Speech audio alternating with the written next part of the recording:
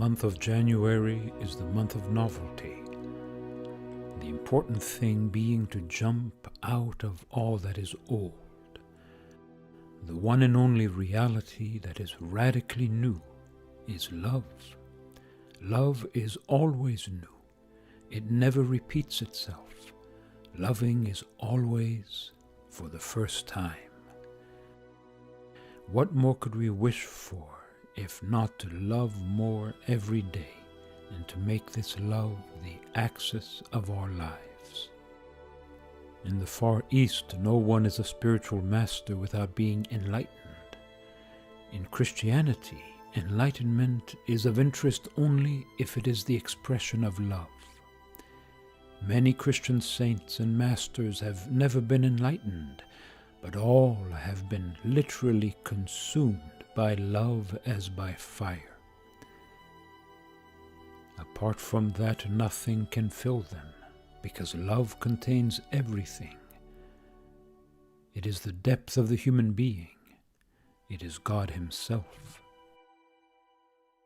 My deepest reality is love, and the deeper I sink into love, the more I am.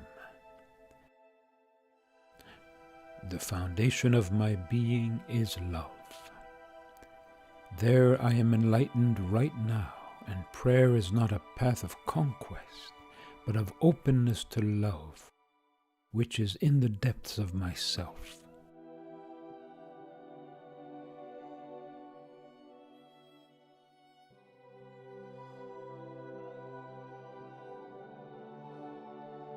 To meditate and pray is to love, because God wants no other response to His love than our love. The reciprocal indwelling of consciences, the transparency of the divine conscience to the human conscience and vice versa, an infinite interpenetration of God and the human being. Love seeks love and is self-sufficient in itself. This growth of one in the other is never finished. It is a continuous transforming union. When love pierces through our human nature, it opens in it infinite capacities to love in turn, and to advance eternally towards the divine likeness.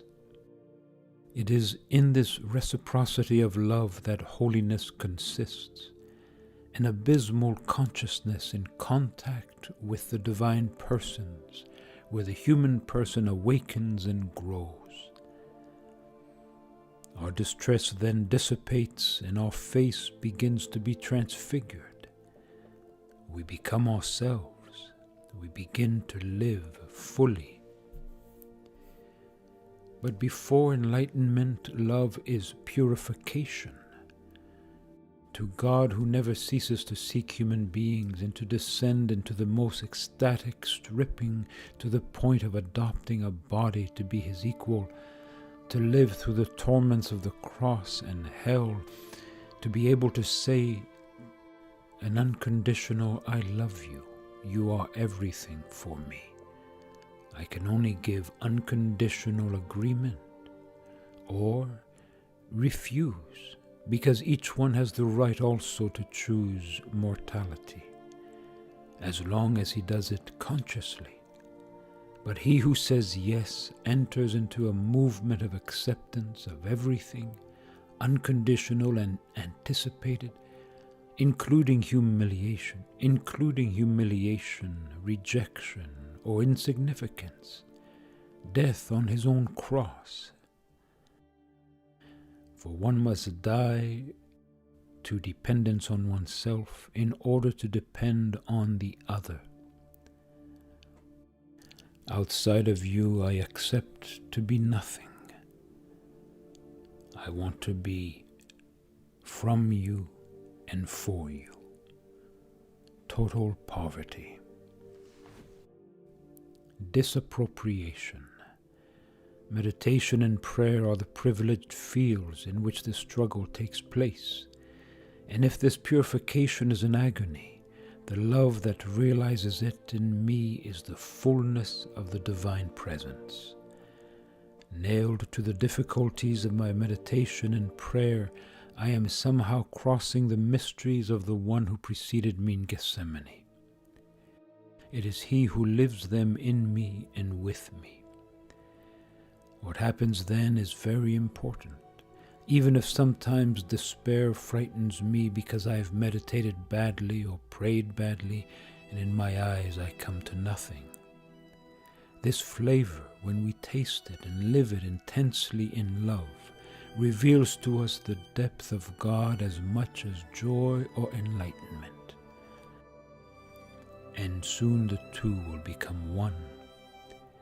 It is when Christ can no longer stand under the weight of his sufferings that he surrenders himself into the hands of the Father, and all is accomplished. The resurrection is not far away. Only this extreme openness to God's unheard of love makes human beings truly become themselves. For we were created to respond to this call, and from this all fruitfulness is born.